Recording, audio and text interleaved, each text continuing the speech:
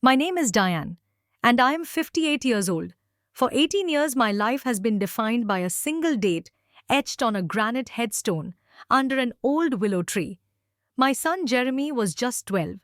I had built a quiet world around that loss, a life of careful routines and muted colors. Then one ordinary Tuesday evening last month, as I was watering my geraniums, my phone rang. The screen lit up with a number I had not seen in 2 decades, a number I had memorized, then tried desperately to forget. It was Jeremy's childhood cell phone number. Before I share what happened when I answered that call and how it tore apart every certainty I had clung to for almost half my life, I am curious about you. Where are you listening from tonight? If you have ever held on to a memory so tightly it became a part of your bones, I invite you to join me on this journey. Please take a moment to like this video and subscribe to the channel. It truly helps me to know I'm sharing these stories with someone out there. For nearly 2 decades, my address has been a quiet blue-sided house at the end of a cul-de-sac in Millbrook, Oregon. The silence here is not empty. It is filled with the careful placement of things. A framed photograph of a grinning boy with a gap-toothed smile on the bookshelf in the living room, the glass a little dusty. A small gold-painted soccer trophy holding open the door to my sunroom. These are not shrines. They are simply parts of the landscape of my life, as natural and unquestioned as the old maple tree in the front yard. My days have a rhythm I can depend on. Tuesdays and Thursdays, I volunteer at the Millbrook Public Library, reshelving novels in the fiction section and helping the occasional student find material for a report. It is peaceful work. On Wednesday mornings, I have coffee with my friend Beverly at the Daily Grind downtown. Beverly lost her husband Frank to cancer about 5 years after I lost Jeremy. Our grief is different, but it created an understanding between us that does not require many words.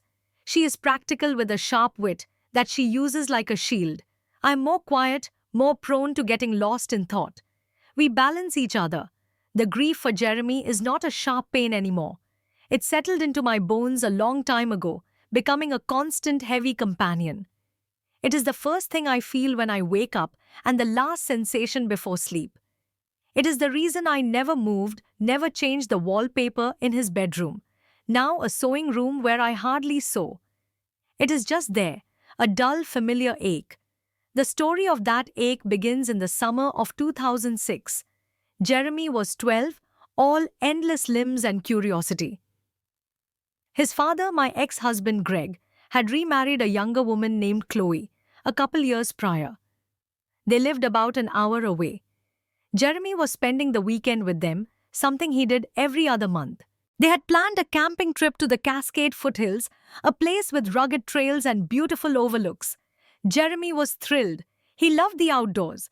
I packed his bag, making sure he had his favorite blue nylon jacket and the leather bracelet I had given him for his birthday, braided with 3 strands. He hugged me, his frame already starting to feel less like a little boy's. That was the last time I saw my son. The call came on a Sunday evening. It was Greg, his voice fractured, almost unrecognizable. There had been an accident. Jeremy had wandered off the main trail. He had fallen from a rocky outcrop. They could not find him. The next 48 hours were a blur of police officers with grim faces, search and rescue teams with dogs, and a growing cold void in the center of my chest. They found him on the second day. The fall had been severe. The scene, they told me gently, was complicated by wildlife. The body was identified through his clothing, his backpack, and that braided leather bracelet still on his wrist. A closed casket was strongly recommended. I did not have the strength to argue. I buried my child under the willow tree in the town cemetery because he had always loved to climb the one in our backyard. Greg was destroyed by guilt. He and Chloe moved to Arizona about a year later, a distance that felt geographical and emotional.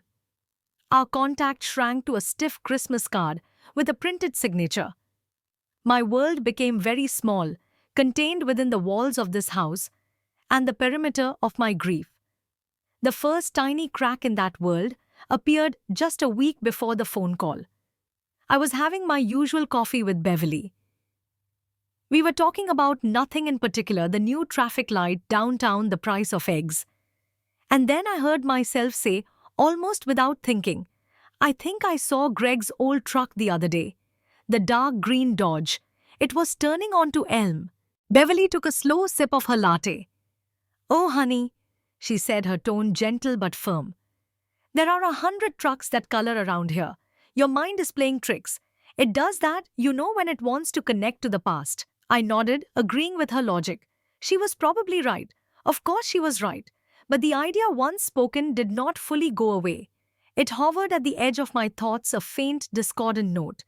Then came that Tuesday. I had just finished watering the pots of red geraniums on my back porch. The evening light was soft and golden. I walked into my quiet kitchen, drying my hands on a dish towel. And my phone sitting on the counter rang. Not a modern chime, but the old-fashioned, ringing tone I had never bothered to change.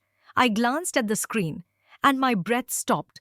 The number displayed was not saved in my contacts. But I knew it. I knew the sequence of digits as surely as I knew my own name. It was the number for the little flip phone we had given Jeremy for his 12th birthday, so he could call us from summer camp or a friend's house. A number that had not been active for 18 years. A cold wave washed over me, starting at my scalp and rushing down to my feet. My hand trembled as I reached for the phone. My rational mind screamed that it was impossible, a glitch, a wrong number, with a cruel astronomical coincidence. But my heart, that foolish, hopeful muscle, gave a frantic, painful thud. I pressed the answer button and raised the phone to my ear. Hello. Silence. But not dead air. There was the faint, staticky sound of an open line. Then a breath. A ragged, uneven intake of air. And then a voice. A young man's voice, strained, thin, and filled with a terror that shot straight through me. Mom, the voice whispered. It's me. I don't have much time. A click. Then the dial tone, a loud, relentless buzz in my ear. I stood there in my tidy kitchen. The dish towel dangling from my limp hand, the phone still pressed against the side of my head. The world had not shattered into pieces. It had simply ceased to exist. There was only that voice, those 5 words echoing in the void where my reality had been just a moment before. The dial tone buzzed on. It was an aggressive, meaningless sound. I finally lowered the phone, my fingers numb, and stared at the black screen until it went dark.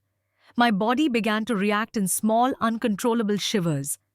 I walked on unsteady legs to the kitchen table and sat down hard on one of the wooden chairs. A prank. It had to be a prank. Some sick, twisted person had gotten hold of an old number and decided to torment a grieving mother. The cruelty of it took my breath away. But even as I thought it, the explanation felt flimsy like tissue paper against the force of what I had heard. That voice. It had not sounded like a stranger pretending. It had sounded broken and scared. My hands were shaking so badly I had to use both of them to pick up the phone again. I went to my recent calls and pressed on that impossible number. It rang once, then a robotic female voice interrupted. The number you have dialed is not in service. Please check the number and try again. I called again. Same message. A wrong number. Then, someone who had misdialed, a young man in trouble calling his own mother. And by some cosmic error, the call had routed to me. That seemed almost more plausible than the alternative my heart was dangerously beginning to whisper. But the number. His number. I spent the rest of that night in a suspended state. I did not sleep. I made a cup of tea and let it go cold on the coffee table. I sat in the dark living room, the faint glow from a streetlight casting long shadows. I tried to use reason. I got my laptop and typed in shaky searches. Can a deactivated cell number be reassigned after 18 years? The answers were murky. Possible, yes, especially as numbers are recycled. But after so long in our small rural area code, unlikely but not impossible. People move. Numbers get released back into the pool.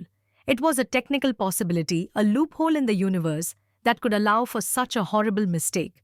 By morning, the rational explanation was winning. but it felt like a hollow victory. I felt scraped raw.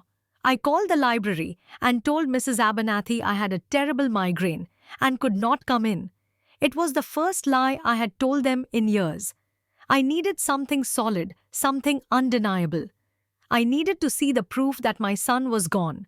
So I drove to Oakview Cemetery. I did not go often anymore. The ritual of visiting the grave had over time become more painful than comforting. But today I needed the granite, the dates, the physical fact of it.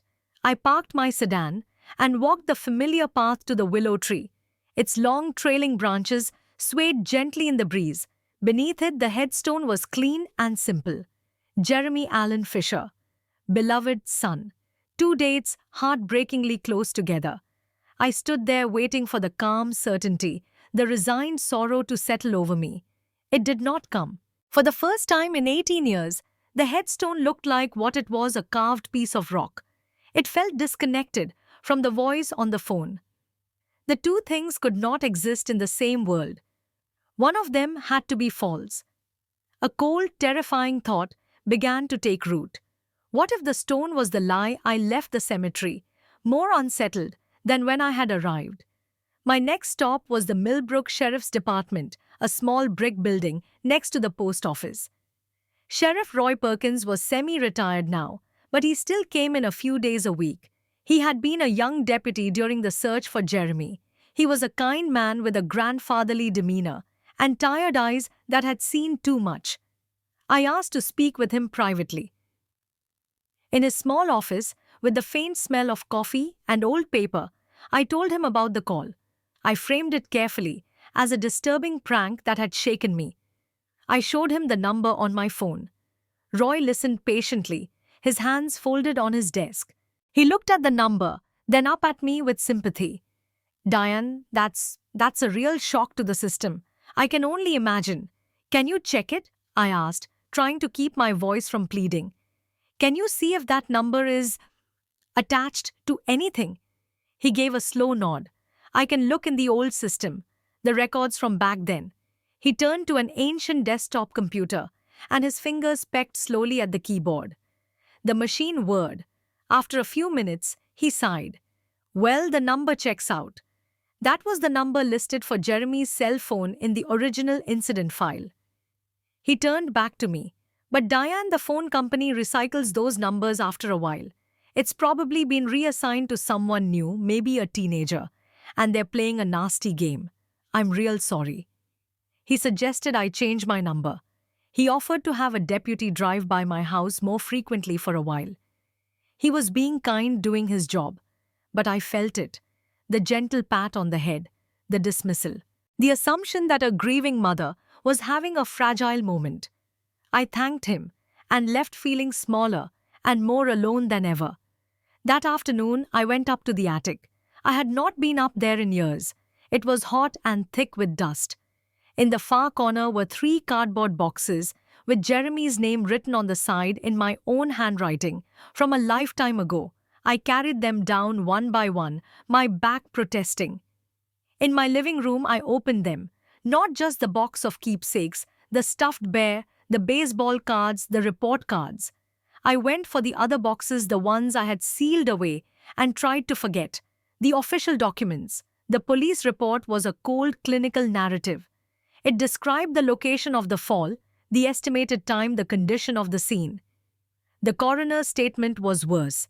It used phrases like partial remains and positive identification based on associated personal effects. It mentioned the bracelet and the distinctive stripes on his shirt. I read that line over and over. Based on associated personal effects. They had not identified him by his face. They had identified him by his things. The chasm of doubt that had opened in me now felt vast enough to swallow the whole town. What if the clothes had been placed there? What if the bracelet had been taken from him? What if my son had not died on that mountain at all? The question became a living thing inside my head. It pulsed behind my eyes when I tried to sleep. It whispered to me while I made breakfast. What if I knew I was venturing into a place that could be called madness? But the alternative, ignoring that voice, that desperate "Mom," felt like a deeper betrayal. I had to know. I became an investigator of my own past. But I had to be careful quiet. I could not let Beverly or anyone else see the full extent of my obsession. They would try to stop me to medicate the worry away. I started at the library, but not in my usual section. On a day I was not volunteering, I went to the microfilm archives in the basement. I looked for newspaper articles from the months after Jeremy's funeral. The main stories were all familiar, but then buried in the back pages of the Millbrook Sentinel. From October 2006, I found a tiny article, maybe 3 column inches. The headline read, "Hiker finds sneaker near tragedy site." My heart hammered against my ribs as I read. An experienced backpacker, a man named Carl Jenkins, had been hiking a remote stretch of the river valley, several miles downstream from where Jeremy had fallen. He found a boy's sneaker waterlogged and muddy, caught in some river debris. He reported it to the authorities, thinking it might be connected. The article said the shoe was a left Nike size 6 blue with a white swoosh. The sheriff's department at the time had stated it was likely carried downstream by wildlife or seasonal water flow and was not considered relevant to the ongoing investigation. The matter was dropped. Jeremy had been wearing a pair of new blue Nike sneakers on that trip. He was so proud of them. And when they recovered the body, they only ever mentioned one shoe being found at the scene, the right one. The left was never accounted for. They assumed it had been lost in the fall. But what if it had not? I had to find Carl Jenkins. The article said he was from Portland. It was a long shot, but it was a thread. Using the library computer, I found a Carl Jenkins listed in Portland, who would be about the right age. I wrote down the number. That evening, from my home phone, I made the call. An older man answered. "Mr. Jenkins, my name is Diane Fisher. I'm calling from Millbrook. I'm sorry to bother you, but I'm looking into an old family matter. I read an article from a long time ago about a hiking shoe you found near the Cascade foothills in 2006. There was a long pause on the line. 2006, good Lord, ma'am, that's a lifetime ago. I know, I said, my voice tight, but it's important. The shoe was a blue Nike, a left shoe. Another pause. I could hear him breathing, thinking, "You know, I do have a vague memory of that. Found it tangled up in some roots. Felt like I should report it. The whole thing with that boy was so tragic. They didn't seem too interested when I called it in, though. Told me it was probably unrelated. Can you remember anything else about it? Anything at all?" "Not much. It was just a shoe, a kid's shoe. Blue, left foot. It felt sad, you know, out there all alone." He cleared his throat. Are you that boy's mother?" The direct question stunned me. "Yes," I whispered. "I'm so sorry for your loss," he said, and his voice held a genuine quiet sorrow. "I hope you find some peace." I thanked him and hung up. His confirmation was another piece, a small corroded piece of a puzzle I was terrified to see completed. The next step was the hardest. I had to call Greg. We had not spoken in over a year, and then it was only a brief, awkward exchange about a change of address for tax forms. I waited until a Saturday morning when I thought he might be home. My finger hovered over his number in my contacts. Taking a deep, shaky breath, I pressed call. It rang 4 times before he answered. "Diane." He sounded very surprised. "Hi, Greg. I hope it's an okay time." "It's fine. What's going on? Is everything all right?" There was a tension in his voice I could not place. "I don't really know," I said, choosing my words with extreme care. "Something strange happened. I got a phone call.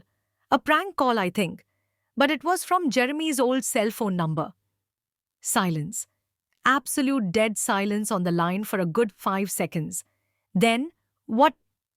The word was sharp, almost a bark. "I know it's impossible, but it happened, and it stirred some things up for me. Some old questions." I was tiptoeing on a minefield. "I've been looking at some of the old reports, and I found that article about the other shoe found downstream. Do you remember that? The change in his demeanor was instant and violent. Diane, stop it. He hissed, his voice low and tight, with an anger that felt like fear. Just stop this right now. What are you trying to do? He's gone. He's been gone for 18 years. We buried him. You need to leave it alone. Bury it for God's sake. Just bury it. Like we did. His reaction was all wrong. There was no confusion, no shared curiosity, no gentle concern for my mental state. There was pure, unadulterated panic, masked as rage. It was the reaction of a man who was terrified of what I might dig up. Greg, No, I don't want to hear it. Don't call me again with this insanity. Move on, Diane, for your own good. He hung up. I sat holding the phone, my entire body cold. His words echoed. Bury it like we did. Not like we had to. Like we did. As if it had been a conscious act. And then, like a ghost rising from the grave of my memory, I remembered something else. A letter. It had come about 2 years after the funeral, addressed to me in plain typed letters. No return address. Inside, on a single sheet of white paper, was one typed sentence. Some graves are dug to hide the living. I had thought it was the work of a cruel crackpot, someone who had read about the tragedy in the paper. It had filled me with a sick dread, and I had thrown it away immediately, wanting to purge its poison from my house. Now the phrase came back to me with the force of a prophecy. My hands were trembling again, but now it was not from shock. It was from a dawning, horrifying certainty. Greg knew something. He was hiding something. I needed to know about Chloe. Greg's reaction was tied to her. I felt it in my gut. I drove to the next town over the next day and used a computer at their public library. I did not want any searches traced back to my home. I used one of those online background check services that advertises on television. I paid the fee and entered Greg's name. The report that came up showed a stable life in Arizona, a mortgage, no criminal record. Then I entered Chloe's name, Chloe Marie Evans. The results were sparse. And then they stopped. Her trail ended abruptly around 2008. No new addresses, no employment records, no credit activity. It was as if she had vanished into thin air 2 years after my son was buried. The silence in my house after discovering Chloe's digital disappearance was a different kind of quiet. It was the quiet of a storm gathering, heavy and charged. Greg's furious fear, the vanished second wife, the anonymous letter, the shoe miles away. These were not fragments of coincidence. They were points on a map leading to a truth I was now terrified to reach, yet utterly compelled to find. I knew I could not do this from Oregon. I had to look Greg in the eye. I told Beverly I was attending a week-long grief counseling retreat in the mountains, a lie that made my throat ache with guilt. She hugged me and told me it was a brave thing to do. I booked a flight to Phoenix. Arizona's dry, expansive heat felt like another planet. I rented a car at the airport and drove to the suburb where Greg lived according to the background check. His house was a modest beige stucco ranch with a neat gravel front yard and a cactus garden. It looked like the home of a man who wanted no fuss, no attention. I parked at the curb and walked to the front door. My heart was a frantic drum against my ribs. I rang the bell. When Greg opened the door, his face cycled through emotions, like a slideshow: confusion, recognition, shock, and finally a deep, weary dread. He had aged. His hair was fully gray, his shoulders slumped. He looked like a man carrying a sack of stones. Diane. He said my name like a curse. What in God's name are you doing here? We need to talk, Greg. Inside, now. He looked past me as if checking for witnesses, then stepped back with a resigned sigh. The living room was clean but impersonal. No photos on the walls. It was the home of someone passing time, not living. I did not sit down. The phone call was real, Greg. And you didn't ask a single question about it. You just told me to bury it. Why? He crossed his arms, a defensive wall. Because it's insane. It's a sick joke. You're chasing ghosts and it's going to destroy you. I'm not chasing ghosts. I'm chasing a shoe that turned up miles downriver. I'm chasing a wife who fell off the face of the earth. I'm chasing you, Greg, because you're scared. You're not scared for me. You're scared of me. His jaw tightened. You need to leave. Not until you tell me the truth. What happened on that mountain? What did you do? The word do seemed to break something in him. The color drained from his face. He turned away from me, walking to the blank fireplace and leaning on the mantel, his head bowed. The silence stretched thick and suffocating. When he spoke, his voice was so low I had to strain to hear it. He fell. Jeremy fell. It was bad. When I got down to him, he was breathing, but he was so still, there was so much blood from his head. The room tilted. I grabbed the back of a chair to steady myself. Alive. He had been alive. Greg continued the words, now pouring out like pus from a lanced wound. I panicked. I was sure he would die before help could get there. And it was my fault. I took my eyes off him. I was with Chloe, we were arguing about something stupid. And then I thought about the custody agreement, the lawyers you'd blame me forever, and the insurance policy. He stopped swallowing hard. Go on, I whispered, my own voice foreign to me. Chloe was hysterical. I made a decision. We reported him missing. We said he'd wandered off. When the search teams were concentrated on the other side of the ridge that night, we moved him. We wrapped him in a sleeping bag and I carried him back to the truck. We left his backpack, his jacket, and the bracelet. We put them on an animal we found. Something the cougars had gotten. I felt a blackness creeping at the edges of my vision. The clinical description in the coroner's report. Partial remains. Animal activity. They had identified a dead animal wearing my son's clothes. We drove for hours, Greg whispered, lost in the memory. Chloe knew a guy, a doctor who'd lost his license, ran a cash-only clinic for people who didn't want questions. We took Jeremy there. The doctor, he stabilized him. He said the head injury was severe. He might not wake up the same if he woke up at all. My knees gave way. I sank into the chair. You let me bury an animal. I said the words, barely audible. It was the only way. He cried, turning to face me, his eyes wild with the trapped animal's guilt. We had the insurance money. The plan was to use it to get him real care, later somewhere far away. We'd figure it out. But Jeremy? He woke up. But he wasn't Jeremy anymore. He was confused. He didn't remember the fall. He didn't always remember us. He was like a little kid in a teenager's body. And Chloe? She couldn't handle it. The guilt, the secrecy, the constant fear. She took him. Sometime in 2008, she just took him and left. I sent money to a post office box for years. Then the checks stopped being cashed. I hoped maybe she'd gotten him real help. Or maybe they were both dead. I didn't know. I just tried to forget. He slumped into the chair opposite me, his face in his hands. I buried my son twice, Diane. Once in that grave, and every day since in my mind. I felt nothing. No rage, no grief, just a vast, icy emptiness. The foundation of my life for 18 years was not just cracked. It was a deliberate, grotesque fabrication. My son had been alive, scared and damaged, and the people who were supposed to protect him had hidden him away like a secret shame. I stood up. My body moved on autopilot. I will find him. I said, my voice flat and cold. And you will help me.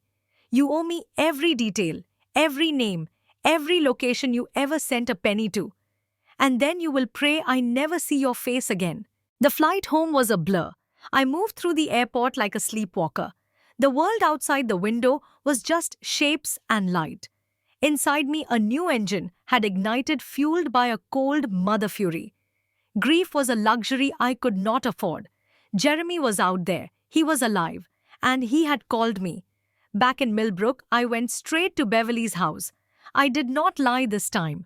I told her everything sitting at her kitchen table, my voice eerily calm as I recounted the monstrous truth. Beverly listened, her hand over her mouth, tears streaming silently down her cheeks. When I finished, she reached across the table and grabbed both my hands, her grip fierce. What do you need? She asked, no judgment, No hesitation. Everything, I said. We became a team. Greg, under the threat of my immediate report to the authorities, emailed me every scrap of information he had: the PO box number in a tiny Nevada town, the name of the disgraced doctor who had died in a car crash in 2010, the make and model of the car Chloe drove when she left an old tan Toyota Corolla. It was not much. Beverly, with her pragmatic mind, helped me organize it. We made timelines on her dining room wall with pushpins and string, like detectives in a crime drama. The P.O. box was our only live lead. I knew I had to follow it. I flew to Nevada. The town was a dusty strip of buildings off a lonely highway. The post office was a small, sad building. I spoke to the clerk, an elderly woman with kind eyes. I showed her a picture of Chloe from an old photo Greg had scanned. "I'm trying to find my sister." I said, the lie coming easier now. "She used this box years ago. It's a family emergency." The woman squinted at the photo. "Can't say I recognize her, dear. But that box, it was closed out, must be 8 or 9 years ago now. We don't keep records of who picks up mail for that long." Another dead end. But then she said, "Sometimes folks who use these boxes, they list a forwarding address for their last batch of mail. Let me check the old forwarding request log." She disappeared into a back room for what felt like an eternity. When she returned, she held a dusty ledger. She ran a finger down a column. "Here, box 214. Forwarding request filed October 12, 2012. Forward to," she peered at the handwritten entry, "Anya Rostova, General Delivery, Silver Springs, New Mexico." My heart leapt. A name. Anya. New Mexico was the next stop. Silver Springs was even smaller than the last town. General Delivery meant the post office would hold mail for someone without an address. I found Anya Rostova listed in the phone book for a local trailer park. She was a wary woman in her late 50s, with sharp eyes and a permanent frown. I stood on the step of her faded mobile home, the desert wind whipping my hair. I used the same story. An old friend of Chloe's trying to find her, concerned for her well-being. Anya looked me up and down, suspicion etched in every line of her face. "Chloe," she said, the name a sour note in her mouth. "Yeah, she's my sister. Haven't seen her in over a decade. She showed up here around 8 or 9 with some kid. Said it was her nephew. Boy wasn't right. Quiet, slow, like a little kid trapped in a big body. They stayed a few months. Drove me crazy. Chloe was always paranoid, jumpy. Thought people were watching her. We had a big fight. She took the boy and left. Never said where. Did she ever mention any place she liked? Somewhere she wanted to go?" I asked, trying to keep the desperation from my voice. Anya shrugged. She used to talk nonsense sometimes. About living off the land. Being self-sufficient. Mentioned Northern California once. The forests up there. Said nobody would find you in the redwoods. She gave a short, bitter laugh. Guess she didn't want to be found. It was another needle in a continent-sized haystack. Northern California. Redwoods. I thanked her and left feeling the hope that had briefly flared begin to dim. I drove back to Oregon, the landscape blurring past, a crushing sense of failure settling in my chest. How could I find one hidden woman and a traumatized man in millions of acres of wilderness? For days I was listless. The furious energy was gone, replaced by a hollow ache. I had gotten so close only to hit a wall. Then the phone rang. It was a Thursday evening. I was staring at a cold cup of tea, not really seeing it. The ringtone sliced through the silence. I looked at the screen. The same number. My blood turned to ice water. I fumbled for the phone, nearly dropping it. "Hello, Jeremy." This time the connection was clearer. I could hear the faint sound of trees rustling in the background. His breathing was labored, but his voice was less faint, more focused. "Mom," he said. "I remember the willow tree in the backyard. You said it was our wishing tree." A sob caught in my throat. He remembered. "Yes, baby. Yes, it is." "I'm scared," he whispered. "It's dark a lot. Aunt Chloe is sick. She talks to people who aren't there. Aunt Chloe, the term struck me. Jeremy, where are you? I need to come get you. I I don't know. There's a big road. The numbers are 511 and an old restaurant. It has a sign with a big spur, a red spur. It's broken. His voice was starting to fray, the effort of concentration immense. 511, a red spur. Jeremy, stay with me. The battery? It's the red one. The line crackled, then went dead. I was on my feet, already moving. 511, Highway 511, a quick search on my laptop showed a State Route 511 in Humboldt County, California, deep in the Redwood region, and a spur. I searched Redwood Spur Diner, Humboldt. And there it was, in a faded travel blog from 15 years ago, a picture of a rundown roadside diner called the Redwood Spur. Its sign featuring a giant peeling red spur. The blog said it had gone out of business years before. The location was a remote, unincorporated area. It was all I had. It was everything. Beverly insisted on coming with me, but I refused. This was something I had to do alone. I drove through the night, my mind a storm of fear and a terrifying, fragile hope. Following the GPS into the heart of the redwood forests, the roads grew narrower, the towns farther apart. I found the turnoff for the old state route 511. It was mostly a logging road, now potholed and shrouded in deep green shadows. And then I saw it through the trees. The broken outline of the Redwood Spur Diner, its windows boarded up, the giant spur on the roof dangling by one chain. My heart hammered. I pulled my car off the road behind a thicket of ferns and got out. There was a faint, overgrown path leading behind the old building. I followed it, my breath shallow. The forest was eerily quiet. And then I saw a wisp of smoke rising from a chimney. A small ramshackle cabin, almost hidden by the towering trees and unchecked blackberry brambles. This was it. I walked to the door, every sense screaming. I raised a hand and knocked. A long minute passed. I heard shuffling inside. Then the door opened a few inches, held by a chain. A woman's face appeared in the crack. It was Chloe, but I would not have recognized her if I had passed her on the street. Her hair was a greasy gray, her face lined and sallow, her eyes wide and darting with a feral paranoia. She looked like a woman who had been hunted for a very long time. She rasped, her voice unused. Chloe, I said, keeping my voice low and steady, though my legs were shaking. It's Diane, Jeremy's mother. Her eyes widened further in pure terror. She tried to slam the door, but my foot was already in the way. I'm not here to hurt you, I said quickly, firmly. Jeremy called me. He's scared. He needs help. So do you. From the dimness behind her, a figure stirred. He moved into the sliver of light from the doorway. Tall, too thin, with a stubble beard and hair that needed cutting. But his eyes, they were Jeremy's eyes. The same hazel green, wide and confused. He looked at me, and a flicker of something, recognition, longing passed through them. Mom. He whispered the word so faint it was almost lost in the sigh of the trees. And in that moment, the 18-year winter, in my heart, finally painfully began to thaw.